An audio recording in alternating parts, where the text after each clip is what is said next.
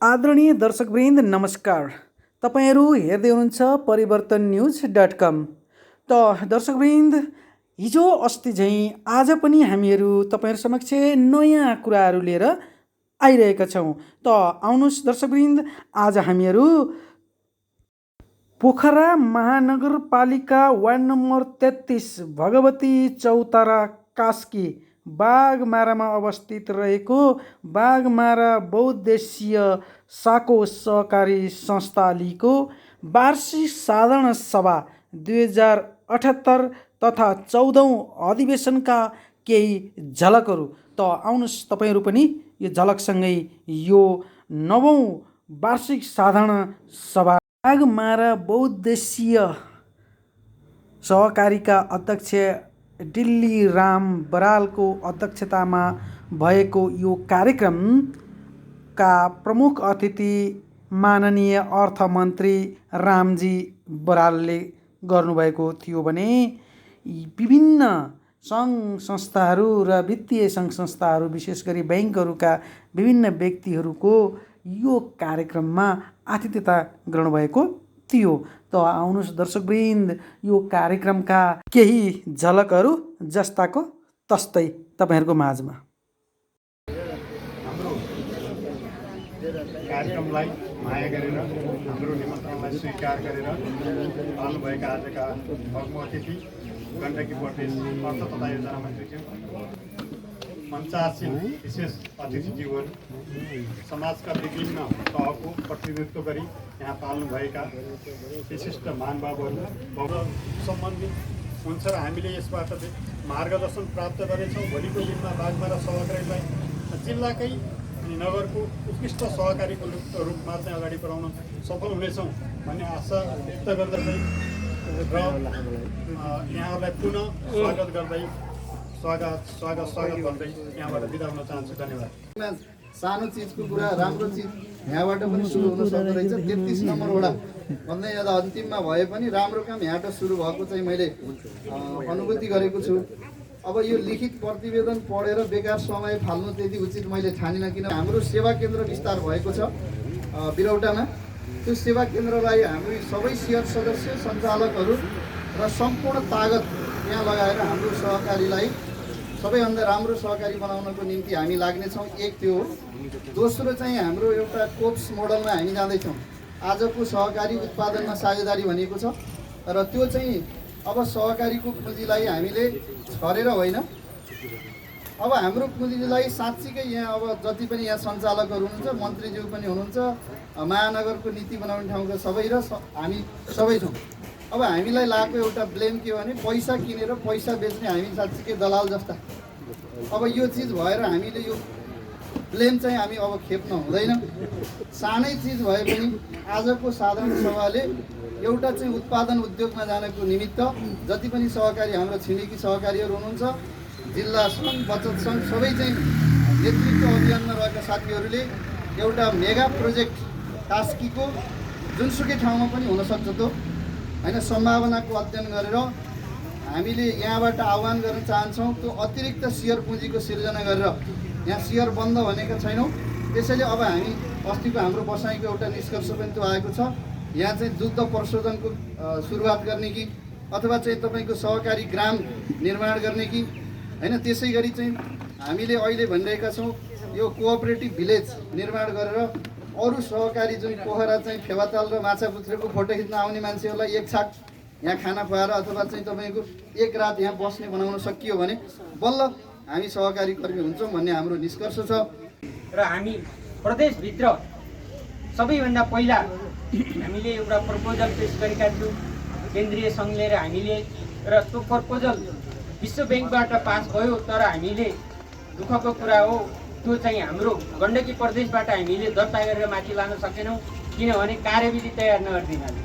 जबसम्म किसानहरूले उत्पादन गरेको चिजलाई किसानहरूले सही मूल्य पाउँदैनन् र उपभोक्ताहरूले सही मूल्यमा खान पाउँदैनन्, तबसम्म उत्पादनमा कोही पनि लाग्नेवाला छैन। अब अहिले उत्पादनको र बजारको समस्या छैन। अहिले के हो भने यो बिचका बिचौलियाहरूलाई हत्या गरी कृषिमा उत्पादन गरेको चिज आज कतिमा तरकारीको दुधको मूल्य कति, आज काँक्राको मूल्य कति, घिरौलाको कति, फुलबेडाको कति भनेर जति हो तपाईँको मोबाइलमा जाने गरी हामीले प्रपोजल पेश गरेका थियौँ। एउटा पैसा लिएर सस्तो ब्याज दरमा बजारमा बेङ्गुरमा राख्ने र पोस्टमै घाटा खाइरहेको सहकारी देखिरहेको थियो। पोस्टमा सहकारी चाहिँ त्यो घाटा नखानको लागि संस्थाको चाहिँ आफ्नो पुँजीलाई वृद्धि गर्दै जानुपर्ने हुन्छ। पुँजी भन्नाले संस्थाको अवितरित चाहिँ कोषलाई वृद्धि गर्नुपर्छ। प्रत्येक वर्षको नाफाबाट चाहिँ कोषलाई बलियो बनाउँदै जानुपर्छ। जबसम्म संस्थाको कोष बलियो हुन्छ तबसम्म संस्था बलियो हुँदैन। अनि त्यो पनि हजुरको ब्यालेन्स सिटको 10% नसकेसम्म 5%सम्म पनि तपाईँ कोषको आफ्नै चाहिँ पुँजी हुनुपर्छ। जुन कस्ट अफ फन्ड 0 हुन्छ त्यसको त्यो लगेर ब्याङ्कमा राख्दा त्यसले चाहिँ त्यो लिक्विडिटी धान्नुपर्छ। तपाईँको लिक्विडिटी धान्यो भने तपाईँको पैसा मार्केटमा महँगो ब्याज दरमा उठाएको पैसा सिधै बजारमा चाहिँ लगानी गर्दा पनि तपाईँलाई घाटामा जाँदैन। त्यो कारणले अङ्कगणितलाई सुधार्नु। सरकारीको सबभन्दा मेन भनेको अङ्कगणित हो। सैद्धान्तिक यसरी है अहिले गर्नु पर्यो। उत्कृष्ट दैनिक कारोबार गर्ने उद्यमीहरूलाई हामी सम्मान गरिरहेका छौँ। अब हाम्रो संस्थाका सेयर सदस्य शासन गरी साहित्य क्षेत्रमा योगदान पुर्याउनु भएको र यस क्षेत्रको निरन्तर रूपमा आर्थिक कारोबारमा उल्लेखनीय सहयोग प्रदान गरे दैनिक असल कारोबार गर्ने असल कारोबारकर्ता हुनुहुन्छ सरदार कडेल। त्यसै गरी हामी उत्कृष्ट दैनिक बचतकर्ता उत्कृष्ट दैनिक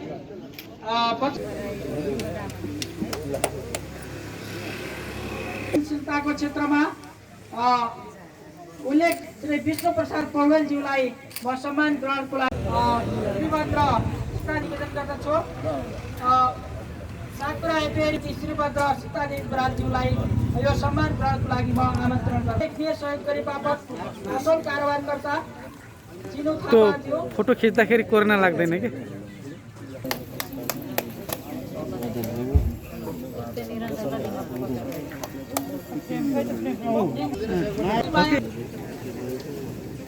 सदस्य जगदीश सुवेदीज्यू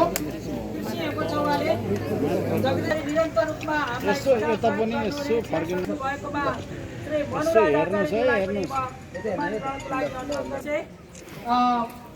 श्री दुर्गा अधिकारीज्यूलाई पनि म यहाँ निवेदन गर्दछु।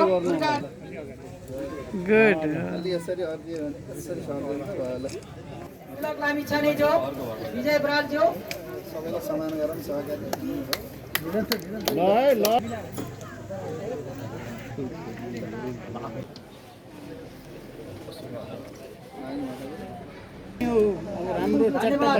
हाम्रा उत्कृष्ट बाल बचतकर्ताको उत्कृष्ट बाल बचतकर्ता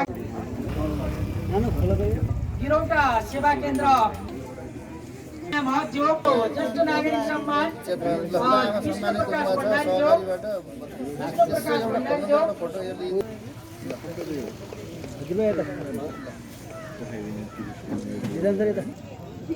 सम्मान ग्रहणको लागि मञ्चमा आमन्त्रण गर्दछु। श्रीभद्र बरालज्यू प्रज्यूलाई मञ्चमा आमन्त्रण गर्दछु।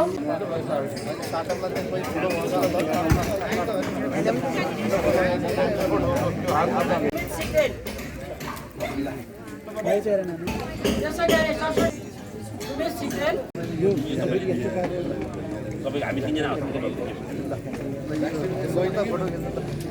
यस्तो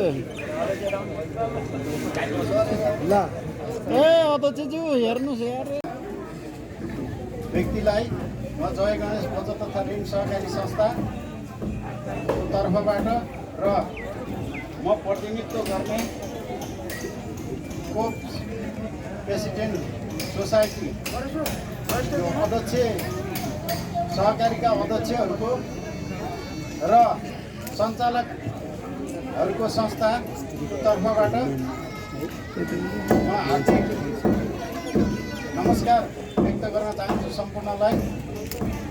मलाई शुभकामना मन्तव्यको लागि जुन समय दिनुभएको छ त्यसको लागि पनि म धेरै धेरै धन्यवाद दिन चाहन्छु। यस सन्दर्भमा मैले केही भन्नुपर्ने 2-4वटा विषयवस्तुलाई म ध्यान केन्द्रित गर्न चाहन्छु। यहाँ अधिवेशन पनि भएको हुनाले संस्था जन्माएर यहाँसम्म ल्याउनु एउटा चुनौतीपूर्ण कार्य हो। म पनि संस्थामा अनवरत रूपमा चाहिँ लागिरहेको सहकारी क्षेत्रमै लागिरहेको हुनाले यसका कथा व्यथा धेरै छन् भन्दै सबल नेतृत्व, सक्षम नेतृत्व र अहिलेसम्म गरेको कार्यहरूको चाहिँ सेयर सदस्यहरूले आफ्नो मूल्याङ्कन अवश्य गर्नुहुनेछ भन्ने पनि म विश्वास व्यक्त गर्दछु र यो संस्थाको उत्तर प्रगतिको कामना गर्दै मेरो भनाइ यहीँ अन्त्य गर्छु। हस्त धन्यवाद, नमस्कार, जय सहकारी, जय कोक्स। उनीहरूले केही कुरा सहकारीको बाहेक राख्ने म यहाँहरूसँग अनुमति चाहन्छु, किनभने यति सुन्दर ठाउँमा जन्मेका छौँ र साँच्चै नेपालको 7वटै प्रदेश मध्येमा पनि सबभन्दा उत्कृष्ट प्रदेश जसले हिमालदेखि तराईसम्म छोएको छ, यस्तो प्रदेशका बासिन्दा हौँ। हामीले पढ्दा त करिब 90% किसान भनेर पढ्थ्यौँ, अहिले 65-70% किसान भएको मुलुक भित्रका चलाउने राज्य सञ्चालन गर्नेहरूको आली मस्तिष्क पुगेको होइन कि 9 वर्षमा प्रवेश गरेको छ। 9 वर्षसम्म आउँदाखेरि यसका अध्यक्ष, सञ्चालक समिति र यो संस्थाले आफ्नो साथलाई जोगाएर यो क्षेत्रको एउटा अग्रणी संस्थाको रूपमा यसको उद्देश्यतर्फ यो अग्रसर भएको छ र सदस्यहरूको र यो क्षेत्रका बासिन्दाहरूको मन र मत जित्दै अगाडि बढेको छ। यसको लागि म संस्थालाई हार्दिक बधाई र यो आफ्नो विरासतलाई कायम राख्न सफल होस् भन्ने शुभकामना व्यक्त गर्न चाहन्छु। यो हुर्कदै गरेको एउटा बाल्य अवस्थामा रहेको सहकारी संस्था 9-10 वर्षकै चुनौतीहरू, थुप्रै बाधा व्यवधानका बावजुद पनि आफूलाई कास्की जिल्लाकै एउटा नमुना सहकारी, एउटा अग्रणी सहकारीको रूपमा स्थापित गराएको छ। सर्वप्रथम म यसका सञ्चालक समिति, खास गरी संस्थाका अध्यक्ष दिल्लीराम बरालज्यूलाई पनि म हार्दिक धन्यवाद ज्ञापन गर्न चाहन्छु। हामी यो हाम्रो सहकारीलाई द्रुत भत्ता वितरण गर्न किन नहुने? सरकारी निकायहरूमा चाहिँ कुराहरू लबिङ गरेर कमसेकम गाउँ भएका यहाँका गाउँका मान्छेहरू अहिले पनि ब्याङ्कहरू बिस्तारै एक्सटेन्सन हुँदै आए होइन भने जहाँ सहकारी बचत सहकारीहरू छन् त्यो क्षेत्रमा यो वृद्ध भत्ता पनि किन गर्न सकिन्न? यस्ता देशमा जारी भएका छन्। सङ्घीय ऐन, प्रदेश ऐन र यो स्थानीय ऐन जारी भएका छन् र अहिले पनि यहाँ धेरै केही कुरा अघि अध्यक्षले भन्नुभयो, धेरै कुरा के आइरहेका छन् भने यो बचत तथा ऋणले अन्त लगानी गर्न पर्यो भनेर हाम्रो मुख्यमन्त्रीजी, प्रधानमन्त्रीजी, सङ्घीय सरकारहरू, यहाँका सरकारका मन्त्रीहरूले भनिरहँदा ऐनमा व्यवस्थै छैन। यो मन्त्रालयसँग सम्बन्धित एउटा व्यवस्था छ। के रहेछ भने सङ्घीय ऐनमा सहकारीहरूले घर जग्गा खरिद गर्दा छुट हुने व्यवस्था छ। प्रदेश ऐनमा पनि त्यो व्यवस्था छ, स्थानीय ऐनमा पनि यही हुन्छ अरू मानवको छ। तर हाम्रो के भएको छ, यो गण्डकी प्रदेशमा अर्थ मन्त्रालयबाट के खालको अङ्कुश लगाइएछ भने यहाँ अर्थ मन्त्रालयले बचत तथा ऋण कारोबार गर्ने सहकारी संस्थाहरूलाई यो घर जग्गा खरिद गर्दा छुट हुन्न भन्ने त्यहाँबाट एउटा प्रावधान रहेछ र यो कुरा अब हाम्रो माननीयजी यहाँ आउनुभएको छ। अब अलि धेरै बुझ्नु पनि हुन्छ। यो छुट बचतलाई दिन हुन्न भन्ने यो ऐनसँग बाजिएको छ। तिनटै ऐनसँग बाजिएको हुनाले यस्ता कुराहरू अलि ध्यान दिनु छ भन्ने लाग्छ। यो साधारण सभा भनेको हामी सेयर सदस्यहरूले आफ्ना कुराहरू लागू गर्ने दिन, हिजो गरेका 1 वर्षभरि गरेका गतिविधिहरूको समीक्षा गर्ने र आगामी 1 वर्षको लागि फेरि अर्को योजना बनाउने, हामीले कस्ता खालका सेवा सुविधाहरू दिने, हामीलाई के कुराहरू सजिला छन्, के कुराहरू अप्ठ्यारा छन् भनेर यसलाई योजना बनाउने एउटा तल हो। यसमा यहाँहरूको ध्यान आकर्षण गर्न चाहन्छु। आगामी 1 वर्षको लागि यहाँ सम्पूर्ण उपस्थित सेयर सदस्यहरूले यो प्रतिवेदन अध्ययन गरेर तपाईँहरूको सदस्यहरूको अनुकूल छ कि छैन र संस्थालाई दिगो कसरी राख्ने भन्ने कुरामा यहाँले यो तोकिएको दिनहरूमा सल्लाह सुझाव दिनुहुनेछ भने पनि मैले अपेक्षा राखेको छु। भएको विषय रहेको छ। त्यस कारणले फेरि यहाँ सरकारका नेताहरूले पनि थुप्रै कुराहरू राखिसक्नु भएको छ। मैले धेरै कुरा राख्नुपर्छ भन्ने मैले ठानिरहेको छैन। सर्वप्रथम यसमा चाहिँ 9औं वार्षिक साधारण सभाको पूर्ण सफलताको पनि म कामना गर्न चाहन्छु र सँगसँगै म केही कुरा जोड्न चाहन्छु भने पोखरा महानगरपालिकामा सहकारी समिति निर्माण भएको छ, सहकारी शाखा छ। त्यसले आफ्नो स्थानीय पालिकामा रहेका माधवराई सहकारी संस्थाको सम्पूर्ण काम चाहिँ हेर्ने, अनुगमन गर्ने, सुपरिवेक्षण गर्ने र त्यसलाई अनुगमन गरेर सबै कुराको व्यवस्थापन गर्ने ठाउँमा चाहिँ सहकारी संस्था रहेको छ। र तपाईँहरूको यो संस्था पनि अनुगमन गरेर केही सुझावहरू यो संस्थालाई दिइरहेको छ। तर मैले आज प्रतिवेदनमा हेरेँ त्यो सुझावहरू तपाईँले यसलाई यहाँ सार्वजनिक गर्नु भएको छैन। एक त गरिबीलाई न्यूनीकरण गरेर जाने हो, किसानहरूलाई एकदमै यसले सहकारी मार्फत चाहिँ त्यो उत्पादनमा जोड्ने गरी उहाँहरूलाई राज्यका सँग भएका नीति कार्यक्रमलाई जोड्ने गरी सहकारी त्यो गाउँमा रहेर त्यो ठाउँमा रहेर त्यो काम गर्ने विषय हो। तर यहाँ हामीले हेरिरहँदा काम त केही देखिया छ, तर आर्थिक गतिविधि त भएको छ, नभएको होइन। तर हामीले सरकारले अहिले प्रदेश सरकारको नीति कार्यक्रमभित्र के छ, महानगरले कस्तो नीति कार्यक्रम बनाइरहेको छ, त्यसको टाइप अफ सहकारीले गरेर त्यो महत्त्वपूर्ण विषय हो। धेरै काम गर्नुपर्ने विषय रह्यो।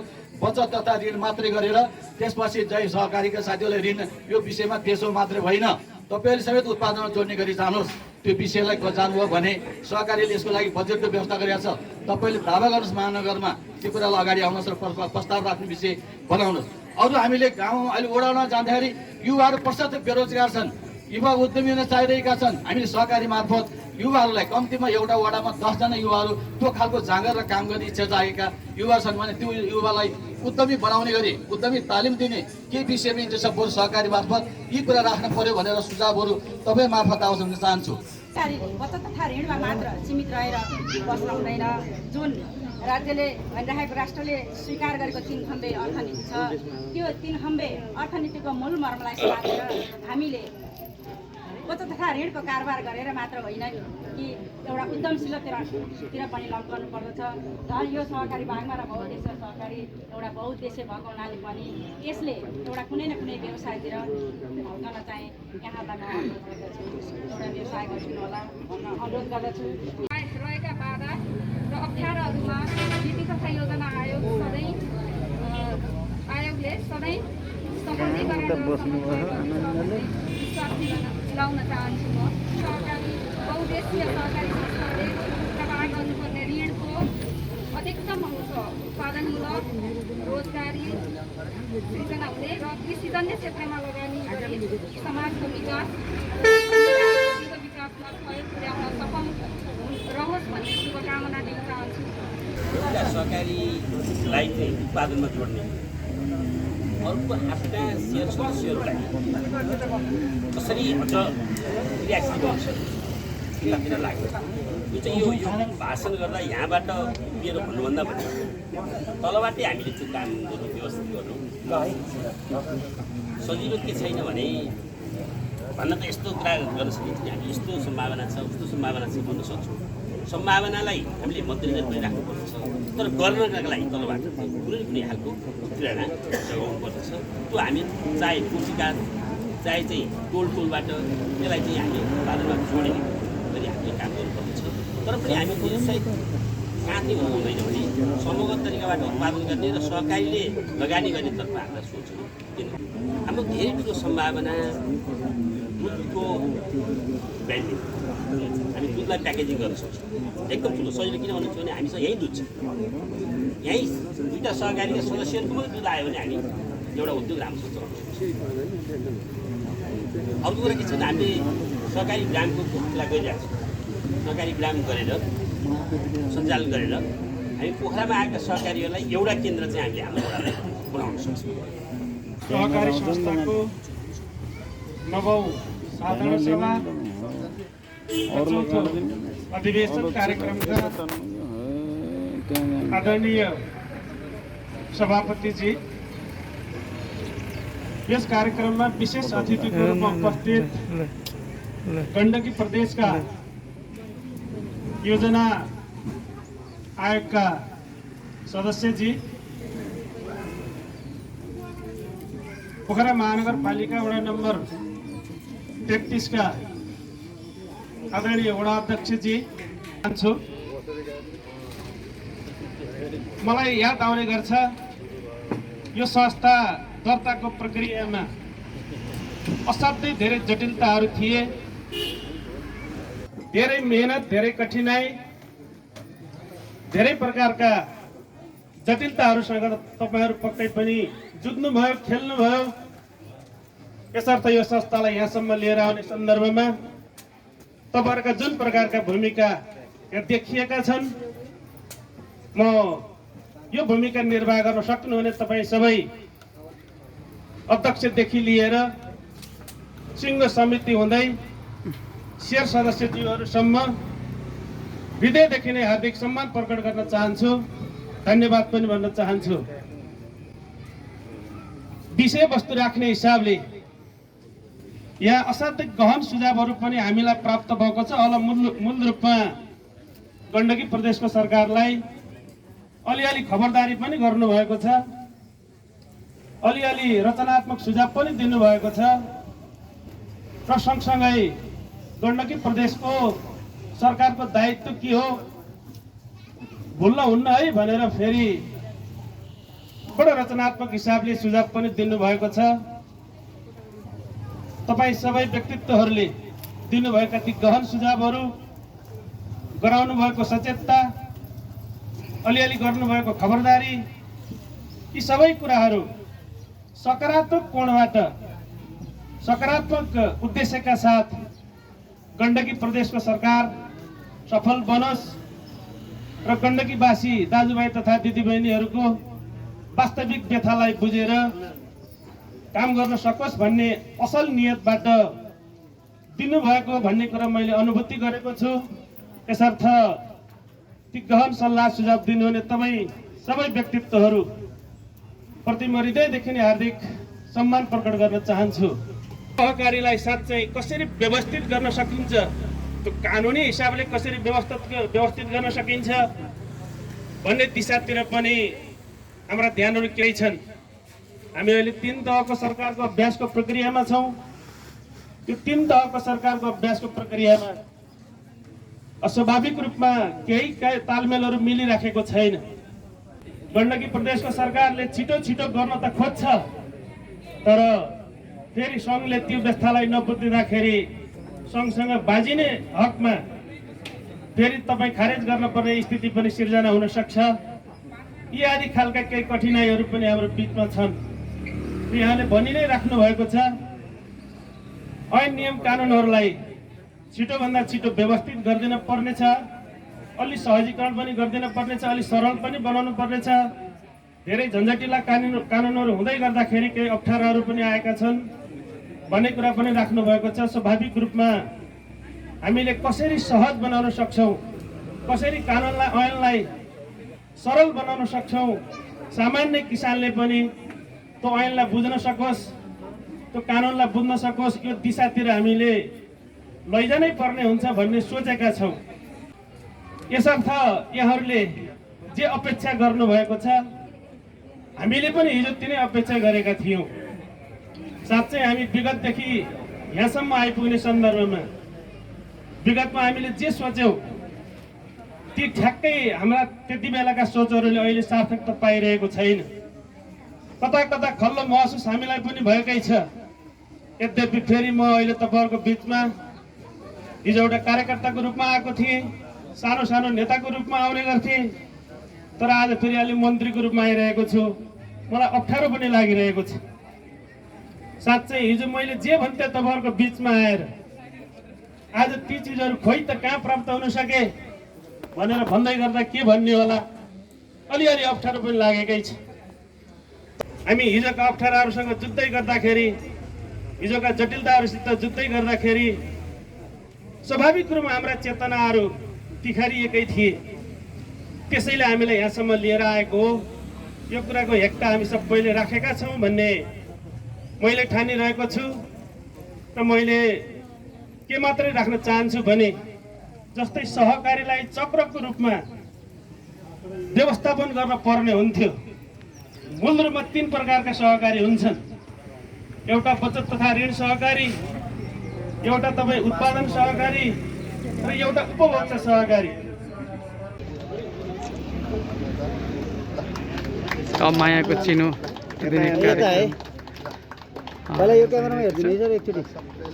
बागमारा बहुद्देश्य सहकारी संस्थाका अध्यक्षले प्रदेशका अर्थमन्त्री रामजी बराललाई मायाको चिनो दिँदै गरेको यो पृष्ठभूमिको यो मायाको चिनो सधैँभर रहिराखोस्। हामी पनि शुभकामना व्यक्त गर्दछौँ। एकदमै ओके ल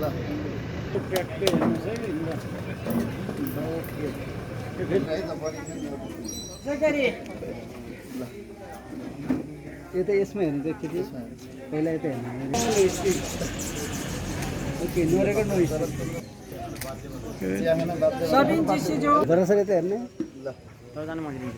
ओके प्रकाश अधिकारीको यहीँको साथी छ कि एकदमै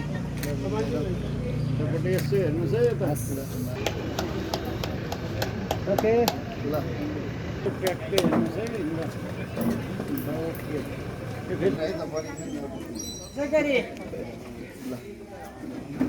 यो त यसमा हेर्नु चाहिँ के पहिला यता हेर्नु okay no record no sir यता हेर्ने ओके ढल्नु पर्ने है यता हेर्ने अहिलेको आउँछ मुखिएको भिडियो चाहिँ आउँछ थ्याङ्क यू। हस् त आदरणीय दर्शकवृन्द, आजको यो कार्यक्रमबाट मलाई पनि बिदा दिनुहोस्। हेर्दै रहनुहोला परिवर्तन न्युज .com। प्रकाश अधिकारी बिदा चाहन्छु।